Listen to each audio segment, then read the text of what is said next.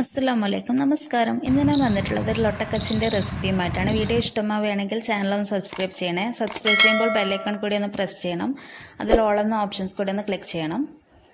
അപ്പോൾ നമുക്ക് അതിൽ ലൊട്ടക്കുള്ള ഡോ തയ്യാറാക്കാം. ഇതിന് വേണ്ടിയിട്ട് ഞാനിപ്പോൾ 2.5 കപ്പ് മൈദയാണ് എടുത്തിട്ടുള്ളത്. 1 കപ്പ് 225 ml ആണ്. പിന്നെ ഞാൻ 3/4 ഗ്ലാസ് വെള്ളത്തിലേക്ക് 1 ടീസ്പൂൺ ഈസ്റ്റ് കൂടി ചേർത്തിട്ട് നന്നായിട്ട് മിക്സ് ചെയ്തെടുക്കുന്നുണ്ട്. ഇനി കുറേശ്ശായിട്ട് ഈ വെള്ളം ചേർത്തിട്ട് നമുക്ക് ഡോ തയ്യാറാക്കാം. പിന്നെ ഇത് നന്നായിട്ടൊന്ന് കുഴച്ചെടുക്കുക. വെള്ളം പരമാവധി കുറക്കാൻ വേണ്ടിയിട്ട് ശ്രമിക്കുക. നമ്മൾ പൂരി മാവിനെക്കാട്ടിലും ടൈറ്റായിട്ടാണ് നമുക്കിത് കുഴച്ചെടുക്കേണ്ടത്. മാക്സിമം വെള്ളം കുറച്ചിട്ട് കുഴച്ചെടുക്കാൻ വേണ്ടിയിട്ട് ശ്രദ്ധിക്കുക. അപ്പോൾ നമുക്ക് ചെയ്തെടുക്കാൻ വളരെ എളുപ്പമായിരിക്കും. ഇനി ഇതിനെ നമുക്കൊരു 2 മുതൽ 4 മണിക്കൂർ വരെ റെസ്റ്റ് ചെയ്യാൻ വെക്കാം. പിന്നെ നമുക്കിത് കച്ച് തയ്യാറാക്കണം. ഞാനിപ്പോൾ 2 നാരങ്ങ വലുപ്പത്തിലുള്ള പുളി എടുത്തിട്ടുണ്ട്. 1 തക്കാളി, കുറച്ച് മല്ലിയില, കറിവേപ്പില, 1 പച്ചമുളക്, 3 അല്ലി വെളുത്തുള്ളി ചതച്ചതും കൂടി എടുത്തിട്ടുണ്ട്. ഇത് കൈ ഉപയോഗിച്ച് നന്നായിട്ടൊന്ന് തിരുമ്മി കൊടുക്കുക. ഞാൻ പുളി ഓൾറെഡി ഞാനിപ്പം സോക്ക് ചെയ്ത് വെച്ചിട്ടുണ്ടായിരുന്നു. അതിലേക്ക് ഞാൻ 1 സ്പൂൺ പഞ്ചസാര കൂടി ചേർത്തിട്ടുണ്ടായിരുന്നു. പിന്നെ അതിലേക്ക് ഈ ഒരു മിക്സ് ചേർത്ത് കൊടുക്കുക. അതിനുശേഷം ആവശ്യത്തിനുള്ള മുളക് പൊടി ചേർത്ത് കൊടുക്കുക. മുളക് പൊടി ഒന്ന് കൂടിപ്പോവേണ്ട, നോക്കിയിട്ട് അങ്ങനെ ചേർക്കുക. ഇതിനൊന്നും പ്രത്യേകിച്ച് അളവൊന്നുമില്ല കേട്ടോ. ഇപ്പം ഞാനിപ്പോൾ 2 സ്പൂണോളം ചേർത്തിട്ടുണ്ട്. ഇതിലേക്ക് ആവശ്യത്തിനുള്ള ഉപ്പും അതുപോലെ തന്നെ പഞ്ചസാര ആവശ്യമുണ്ടെങ്കിൽ കുറച്ചും കൂടി അങ്ങനെ ചേർത്ത് കൊടുക്കാം. പിന്നെ വെള്ളം ആവശ്യത്തിനുള്ളത് ചേർത്ത് കൊടുക്കുക. വെള്ളം ഒരുപാട് ലൂസാവേണ്ട, ഒരുപാട് ടൈറ്റും ആവേണ്ട. അപ്പോൾ ആ ഒരു രീതിയിൽ നോക്കിയിട്ട് അങ്ങനെ മിക്സ് ചെയ്തെടുക്കാം.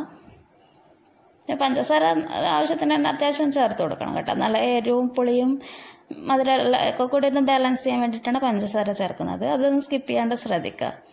ഈ ഒരു കച്ചാണ് നമ്മൾക്ക് ലൊട്ടയുടെ കൂടെ കഴിക്കുന്നത്. ഇതിപ്പോൾ കണ്ണൂർ സിറ്റി, പയ്യാമ്പലം ഏരിയയിലൊക്കെ വളരെ ട്രെൻഡിങ് ആയിട്ടുള്ളൊരു ഐറ്റമാണിത്. അപ്പോൾ നമ്മുടെ മാവ് ഇപ്പം 4 മണിക്കൂർ കഴിഞ്ഞിട്ടുണ്ട്. നന്നായിട്ട് ഫെർമെൻ്റ് ആയിട്ട് വന്നിട്ടുണ്ട്. പിന്നെ യൂട്യൂബിലൊന്നും ഒരു ലൊട്ടയുടെ റെസിപ്പി ഞാൻ കണ്ടിട്ടില്ല. അതുകൊണ്ടാണ് ഞാൻ അങ്ങനെ ഡീറ്റെയിൽ ആയിട്ട് പറയുന്നത്. പിന്നെ വീഡിയോസൊക്കെ ഇഷ്ടമാണെന്നുണ്ടെങ്കിൽ എല്ലാവരും ചാനൽ സബ്സ്ക്രൈബ് ചെയ്യണേ. നിങ്ങളുടെ ഫ്രണ്ട്സും ഫാമിലിക്കൊക്കെ ഒന്ന് ഷെയർ ചെയ്ത് കൊടുക്കുക. അതുപോലെ തന്നെ വീഡിയോ ഇഷ്ടമാണെങ്കിൽ ലൈക്ക് ചെയ്യാനും മറക്കരുത്. പിന്നെ നമുക്കിതിനെ കുറച്ച് വലുപ്പത്തിലുള്ള ബോൾസ് ആക്കിയിട്ട് മാറ്റാം. ഇപ്പോൾ കണ്ടില്ല, നമുക്കിപ്പോൾ ലൊട്ട പരമാവധി നമ്മൾ ടൈറ്റിൽ കുഴച്ചെടുക്കാൻ ഇത്തിരി ബുദ്ധിമുട്ടാണെങ്കിലും ആ രീതിയിൽ കുഴച്ചെടുത്താൽ നമുക്ക് ചെയ്തെടുക്കാൻ വളരെ എളുപ്പമായിരിക്കും. അല്ലെങ്കിൽ കയ്യിലൊക്കെ ഒട്ടിപ്പിടിച്ച് വല്ലാണ്ടൊരു പരുവത്തില്ല. അതുപോലെ തന്നെ ഈസ്റ്റും കൂടി പോകരുത്. അപ്പോൾ ഈസ്റ്റിൻ്റെ ചുവ മുന്നിട്ട് നിൽക്കുക. അതുകൂടി ഒന്ന് ശ്രദ്ധിക്കണം. ഇത് നമ്മുടെ കണ്ണൂരുകാർക്കൊക്കെ ഭയങ്കര ഫേവറേറ്റ് ആയിട്ടുള്ളൊരു ഐറ്റമാണിത്. കണ്ണൂർ സിറ്റിയിലൊക്കെ നോമ്പ് കാലത്തൊക്കെ വളരെയധികം ട്രെൻഡായിട്ടുള്ളൊരു സാധനമാണ് ഈ ലൊട്ടയും കച്ചെന്ന് പറയുന്നത്. പിന്നെ കണ്ണൂർ സിറ്റി ഏരിയയിലൊക്കെ ഇതിന് മുട്ട കേക്ക് എന്നൊക്കെ പറയുന്നുണ്ടെന്ന് തോന്നുന്നു. പിന്നെ ഇത് ഞാനിപ്പോൾ ഒരു മാഗസിൻ പേപ്പറിൽ ഒരല്പം മൈദ തൂവിയിട്ടുണ്ട്. അല്ലെങ്കിൽ നമുക്ക് ന്യൂസ് പേപ്പർ വേണമെങ്കിൽ എടുക്കാം. 2-3 മടക്കാക്കിയിട്ട് അങ്ങനെ ചെയ്യാം. ഇത് നമുക്ക് എണ്ണയിലിടാൻ എളുപ്പത്തിന് വേണ്ടിയിട്ടാണ് ഇതിൽ ചെയ്യുന്നത്. അല്ലെങ്കിൽ എനിക്ക് പ്ലാസ്റ്റിക് കവറായാലും പ്രശ്നമൊന്നുമില്ല. ഇനി നമുക്ക് മാവിനെ ഒന്ന് പരത്തിയെടുക്കണം. നല്ല ടേസ്റ്റിയാണ് കേട്ടോ ഈ ഒരു ലൊട്ടക്കച്ച്. ഈ കച്ച് എന്ന് പറയുന്ന സമയം നമുക്ക് മുറുക്കിൻ്റെ കൂടെ അല്ലെങ്കിൽ കൊള്ളി, ഈ മരക്കേങ്ങിൻ്റെ കൊള്ളിയൊക്കെ എന്നൊക്കെ പറയുന്നില്ല, ആ ഒരു സ്നാക്കിൻ്റെ കൂടെയൊക്കെ കഴിക്കാൻ പറ്റും. മാങ്ങയുടെ കൂടെ, കരിച്ചക്കയുടെ കൂടെ നല്ലൊരു അടിപൊളി സാധനമാണ്. അപ്പോൾ വയ്യാറ കച്ചവടങ്ങളിലൊക്കെ നല്ല മുന്നിട്ട് നിൽക്കുന്ന ഒരു ഐറ്റമാണിത്. ഇതൊരു 1/2 മുതൽ 3/4 സെൻറ്റിമീറ്റർ കനത്തിൽ ഒന്ന് പരത്തിയെടുക്കുക. അതിനുശേഷം നമുക്ക് ചെറിയ സ്ട്രിപ്സായിട്ട് അങ്ങനെ മുറിച്ചെടുക്കാം. ഒരുപാട് വീതി കൂടി പോവുകയും ചെയ്യണ്ട. ചെറിയ വീതിയിൽ അങ്ങനെ മുറിച്ചെടുത്താൽ മതി. ഒരു 1/2 മുതൽ 3/4 സെൻറ്റിമീറ്റർ വരെ ആ ഒരു വീതിയിലൊക്കെ മുറിച്ചെടുത്താൽ മതി.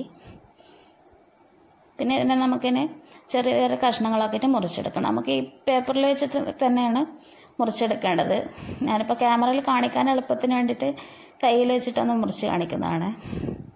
ഇതിൽ വെച്ചിട്ട് തന്നെ അങ്ങനെ മുറിച്ചെടുത്താൽ മതി.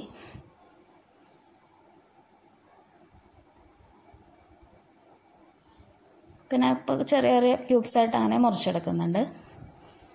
മാക്സിമം ചെറിയ പീസാക്കിയിട്ട് അങ്ങനെ മുറിച്ചെടുത്താൽ മതി. പരമാവധി അങ്ങനെ വലിപ്പം കുറച്ചിട്ട് തന്നെ ചെയ്തെടുക്കുക. പിന്നെ വേറൊരു മെത്തേഡ് കൂടിയുണ്ട്. അത് നമുക്ക് ഈ മാവിനൊന്ന് റോൾ ചെയ്തെടുത്തിട്ടാണ് ചെയ്യുന്നത്. ഒരുപാട് തടിങ്ങനെ അങ്ങനെ ചെയ്യണ്ട. ചെറിയ രീതിയിൽ അങ്ങനെ റോൾ ചെയ്തെടുക്കാം.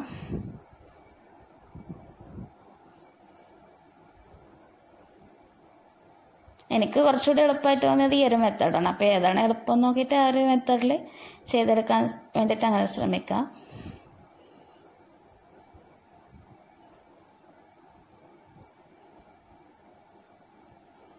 ഇതും അതുപോലെ തന്നെ ചെറിയ കഷ്ണം. ഇതിപ്പം കണ്ടില്ലേ, ഇപ്പം മാവ് അത്രയും ടൈറ്റ് ആയതുകൊണ്ടാണ് ഇത്ര എളുപ്പത്തിൽ ചെയ്തെടുക്കാൻ വേണ്ടി പറ്റുന്നത്.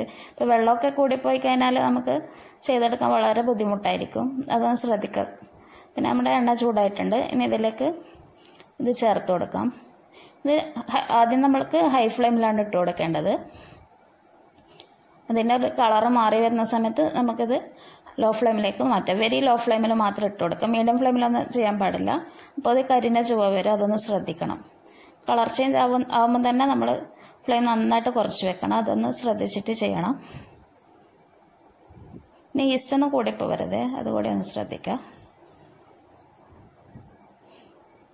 പിന്നെ വീഡിയോ ഇഷ്ടമാണെന്നുണ്ടെങ്കിൽ എല്ലാവരും അഭിപ്രായങ്ങളൊക്കെ ഒന്ന് അറിയിക്കണേ.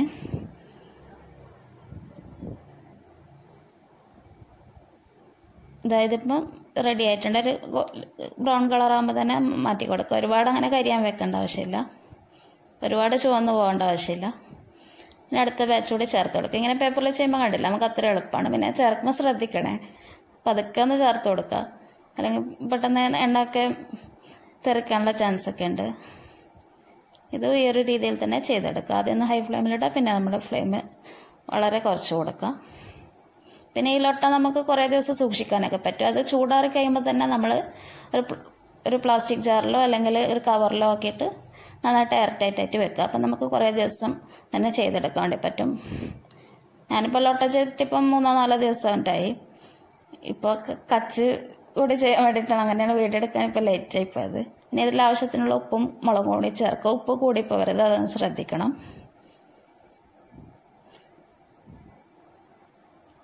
ലൊട്ട നല്ല ക്രിസ്പി ആയിട്ട് കടയിൽ നിന്ന് വാങ്ങിക്കുന്നതിനെക്കാട്ടും നല്ല ടേസ്റ്റി ആയിട്ട് തന്നെ നമുക്ക് കിട്ടുന്നുണ്ട്. കടയിൽ നോക്കുമ്പോൾ ചിലതൊക്കെ കടിക്കാനൊക്കെ ബുദ്ധിമുട്ടുണ്ടാവും. ഇത് അങ്ങനത്തെ നല്ലൊരു അടിപൊളി സംഭവമാണ്. ഇനി ഇതിൽ ആവശ്യത്തിലുള്ള കച്ച് കൂടി വെച്ചിട്ട് നമുക്കിത് കഴിക്കാവുന്നതാണ്. പിന്നെ നല്ലൊരു ഐറ്റമായിട്ട് അടുത്ത എപ്പിസോഡിൽ കാണാം. Thank you for watching.